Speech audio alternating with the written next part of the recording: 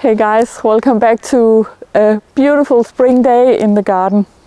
It's 2nd of April and I'm so pleased. I need to because I'm almost done with the spring cleaning, and that's the by far the worst, or not the worst, but the biggest task in the garden, and I'm almost done. So I want to show you the progress and also show you how amazing the garden is looking, how many of the perennials are coming up and showing their beauty, and everything is looking healthy and happy. So I have pretty much finished cutting back except for a few corners. So this corner over here I still need to do, but if I don't do it, then everything will be fine. It's okay. The things that are growing in this corner is not something that requires a lot of maintenance. It'll still survive, and then maybe I can do it in fall if I don't get around to doing it. I hope so, but it's not super important. And I'm also allowing myself a little bit of slack because it is a huge job to clean the garden. And this bit I also have to clean, and I think I'll do that because it's a little too messy, and some of the things growing here actually would benefit from a helping hand, I think. So this bit I'm gonna do, and maybe something on the other side of the small mound up here. But other than that, I could just lie down and enjoy the sunshine, and everything would be fine. We would still eat, and all the perennials would thrive even if I don't weed or do anything else. So that feels pretty amazing. I want to show you this tree. We have been doing some really hard pruning this year. The food forest is now 9. It's going into its 10th growing season, and I think light is becoming a scarcity, and also the crowns are moving in, so in some areas it can be quite hard to move around, and my hair gets caught in everything all the time, and it's a little sort of annoying, and there's a feeling of lack of space. So I really pruned hard this year. It's hard for me because I have to say I'm sorry and then taking a branch off. This is an Aprimera. It's a mix of an apricot and Mirabella, and I think the fruits are delicious, but I think they have a lot of pests, these tiny worms inside of the fruits, and that makes them less delicious to eat. So I'm seeing how it's doing now with a little more space around it, and then maybe it'll stay or maybe it'll go. Oof, I'm undecided, so I've done sort of a halfway thing. That's typically me, but that's how it is.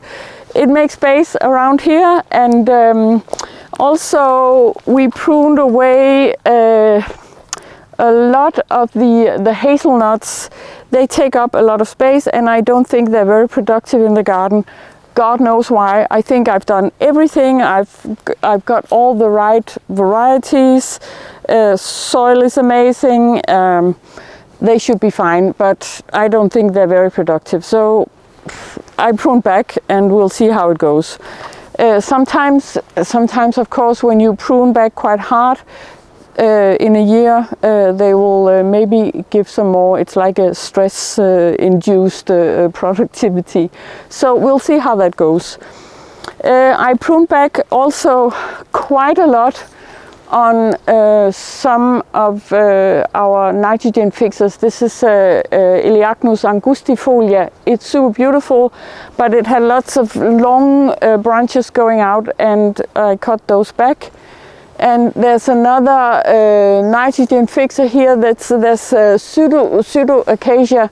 I have that in all corners of the garden, and I just pruned up as far as I could reach because that allows for light to come in the afternoon So you will make the most of the light, because the rays can come in and touch more of the ground layers when you prune up like that.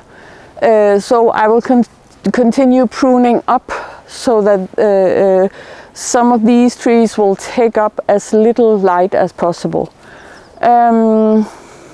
But other than that, I think everything is looking pretty amazing. I have a plan. So this winter, actually, we had this amazing 100 kilo rose quartz put in the center of the spiral, and I love it so much in the garden. And this means that I'm sort of motivated to change or enhance the beauty and the productivity of the spiral, because this is very much the center of the garden, and it's an energetic center also, and it's used for a lot of meditations for the groups that are visiting or renting the retreat center, and also for my own retreats. So I have great plans for this, enhancing this with more flowers, more delicious edibles to enhance the experience of this spiral. And actually, when I first started out making the garden, this center was part of what I covered in black plastic first, to propagate some of all the plants that I wanted to plant in the food forest.